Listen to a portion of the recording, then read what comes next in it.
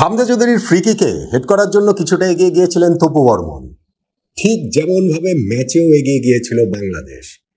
তবে বলের flight miss করায় তপুর হোঁচট খেয়ে পড়ে যাবার দশা হয়, ঠিক যেমনভাবে ম্যাচেও বাংলাদেশের হোঁচট খাবার দশা হয়েছিল, কেননা লিডটাকে আমরা প্রোটেক্ট করতে পারিনি বলে। কিন্তু সেই মুভটাতেই বিশ্বনাথ ঘোষের ভলিটাতে যখন তার দিকে আসছিল, তপু বর্মন হোঁচট খাওয়া থেকে উঠে দাঁড়ালেন, ঠিক যেমনভাবে উঠে দাঁড়ায় বাংলাদেশ। তপুর মাথা ছুঁয়ে বল জড়িয়ে যায় জালে, এরপরে তার সেই বুনো উল্লাস। এটাও যেন ঠিক সেই বাংলাদেশ। লাল জার্সিটা খুলে তিনি মাথার উপরে ঘোরাতে ঘোরাতে সান মারিনোর স্টেডিয়ামে কি ভীষণ উল্লাস করলেন। তখন মনে হচ্ছিল পুরো বাংলাদেশই যেন উল্লাস করছে, তার হাতের ওই জার্সি যেন বাংলাদেশের লাল সবুজ পতাকা। এই যে মুহূর্তের একটা ম্যাজিক তৈরি হলো, এটাই আসলে ফুটবল, এটাই আসলে জীবন। আমরা ওই গোলটা দেখেছি, কিন্তু সেই গোলের মধ্যে কি গভীরভাবে বাংলাদেশও রয়েছে ভেবে দেখুন তো।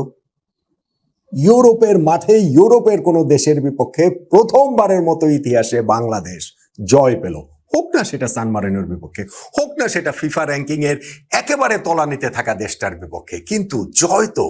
এবং সেই জয়টাতে ওই যে তপু বর্মনের কয়েকটা যে মুহূর্তের কথা আমি বললাম, সেই মুহূর্তগুলোতে কি বাংলাদেশের ছবিটাই আমরা দেখিনি। এবং ঠিক সেই সময়টাতে সবাই যখন তপু বর্মনকে দেখছিলেন, আমি দেখছিলাম হামজা চৌধুরীকে। ওই ফ্রিকিকটা থেকে যখন ফাইনালি গোলটা হলো, নিজের ওই জায়গাতেই ফ্রিকিক নেওয়ার ওই জায়গাটাতে তিনি হাঁটু মুড়ে বসে পড়ে যেইভাবে উল্লাস করছিলেন নিজে নিজে একা একা, বোঝা যায় বাংলাদেশের জন্য এই হামজার কতটা কি, তার টান আসলে কতটা, শেকড়ের টান আসলে কতটা গভীর।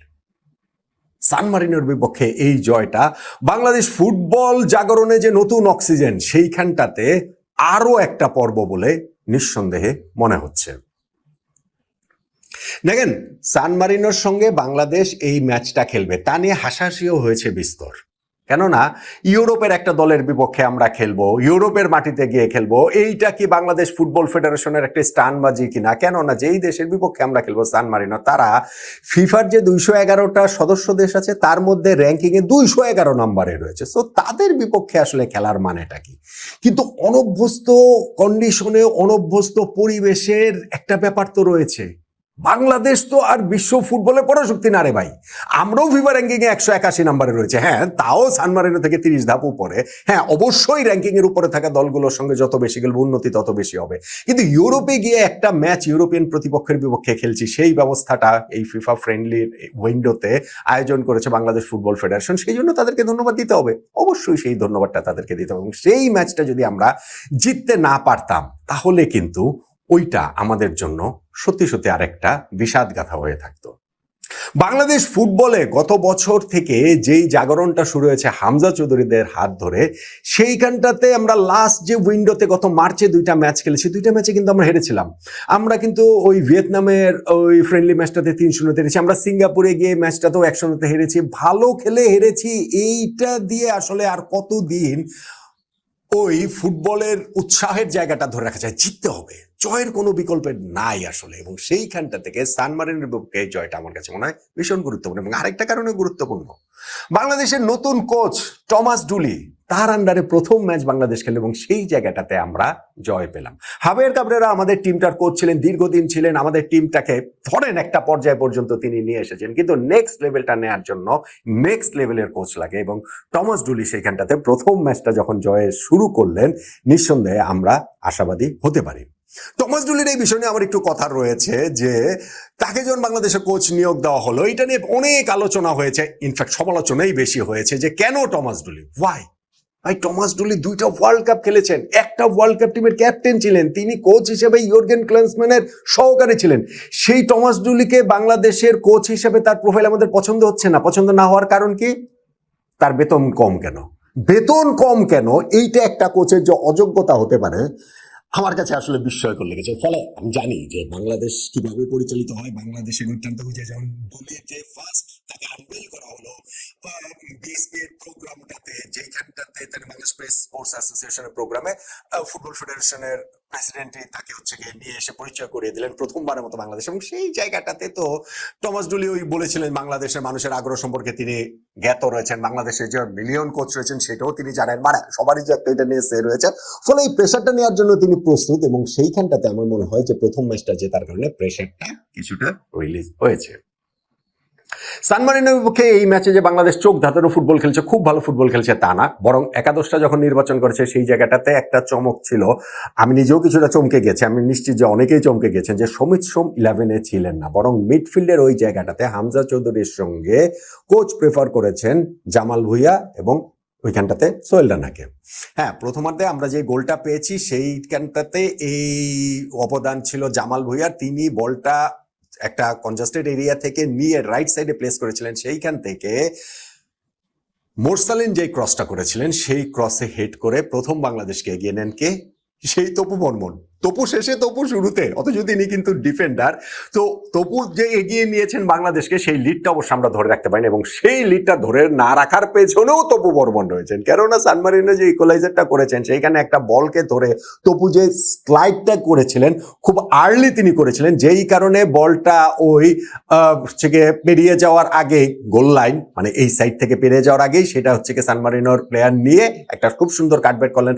আমাদের ডিফেন্সে ওইখানে 4 জন ছিলেন, কিন্তু কাটব্যাকটা আসলেই ভালো হয়েছিল, এবং সেইখান থেকে একটা প্রেসিং শটে তারা সমতায় ফেরায়। মিতুল মার্মা তিনি বল হাত দিয়ে স্পর্শ করলো আর সেটা চালের বাইরে রাখতে পারেননি। এবং এরপরে কিন্তু আমাদের আসলে হতাশার গল্প। এই হতাশার গল্পটা কেন? যে আমরা চান্স ক্রিয়েট করছিলাম, আমরা হচ্ছে গিয়ে একটা টাচ দূরে ছিলাম গোল থেকে, ফাঁকা গোলের মধ্যে আমাদের হচ্ছে গিয়ে বল বারে লাগছিল, পোস্টে লেগেছিল, ফলে আমাদের ওই জয় পাবো না এরকম একটা ফিফা র্যাঙ্কিং এ লাস্ট দলের বিপক্ষে আমরা জিততে পারবো না এরকম একটা আশঙ্কার জায়গা তৈরি হয়েছিল। সেকেন্ড হাফে অবশ্য ওইখানটাতে 11 অনেকগুলা পরিবর্তন ওইখানটাতে কোচ আমাদের টমাস ডুলি নিয়ে এসেছেন। এইখানটাতে যে বাংলাদেশের খেলার গতিও অনেক ওই জায়গাটাতে বেড়েছে, আমাদের ওইখানটাতে সমিত সোম নেমেছেন, জায়ান নেমেছেন, কাজিম নেমেছেন শেষ দিকে, ফলে ওই জায়গাটাতে আমরা প্রেশার ক্রিয়েট করতে পেরেছিলাম, এবং সেই প্রেশার থেকেই ইনফ্যাক্ট সেই গোলটা আদায় করে নেওয়া, জয় সূচক গোলটা, মহেন্দ্র খানের সেই গোলটা, ম্যাচের সেটা 86 মিনিটের গোলটা। ম্যাচের শেষ দিকে গোল পেলে, সমতা থেকে এরকম জয় সূচক গোল পেলে ওইটার আনন্দ তো সবসময় বেশি থাকে, এবং যেইভাবে আমরা আসলে গোলটা পেলাম, তপু বর্মন ডিফেন্ডার হয়েও এই 3টা গোলেই যেইভাবে তার অবদান থাকলো, মানে অবদান মানে কি আমাদের গোল খাওয়াটা তো তার ওইখানটা ডিফেন্সিভ মিস্টেক আছে সেটা আসলে মেনে নিতেই হবে, কিন্তু শেষ পর্যন্ত গিয়ে তিনি বাংলাদেশের হিরো, তিনি বাংলাদেশকে জেতালেন, এবং সেই জয়টা বাংলাদেশের ফুটবল অক্সিজেনে, এই যে বিশ্বকাপ ফুটবলে যে আমাদের উন্মাদনাটা শুরু হয়ে গেছে সেই উন্মাদনার জায়গাটাতে আমাদের দেশ বাংলাদেশের ফুটবলটা ভবিষ্যতে আমরা একটা পর্যায় পর্যন্ত আসতে পারবো বলে সেই আশার জায়গাটা আরো অনেক বড় করে তুলছে। আমার কাছে যেটা সিগনিফিকেন্ট লাগে এই জয়ের, সেটা হচ্ছে সবচেয়ে সিগনিফিকেন্ট, ইভেন ইউরোপে গিয়ে ইউরোপিয়ান কান্ট্রির বিপক্ষে হোক, সেটা সান মারিনো তাদের বিপক্ষে জয়ের চেয়েও টমাস ডুলির একটা গুড স্টার্ট। টমাস ডুলি যদি ভালো স্টার্ট না করতে পারতেন, ইন দ্যাট কেস আসলে তার উপরে প্রেশার প্রতিনিয়ত বাড়তে থাকতো, এবং সেইটা কতটা কাঙ্ক্ষিত এবং কতটা হচ্ছে গিয়ে এটা হচ্ছে আরোপিত, ওইটা নিয়ে অনেক ডিবেটের জায়গা থাকতে পারে। তো সেই জায়গাটা দেখে আমার কাছে মনে হয় যে বাংলাদেশের এই জয়টা ভীষণ ভীষণ ভীষণ রকমের আসলে প্রয়োজনীয় ছিল। বাংলাদেশের সেই লাল সবুজের পতাকা ইউরোপের মাটিতে ফুটবলের মাঠে এইভাবেই উঠল, এবং ওই যে তপু বর্মন যে গোলটা দিলেন ওই সময়ের মধ্যে পুরো ফুটবল ম্যাচটা এবং সেই সূত্রে পুরো বাংলাদেশটাই না কি অসাধারণভাবে দেখা গেল।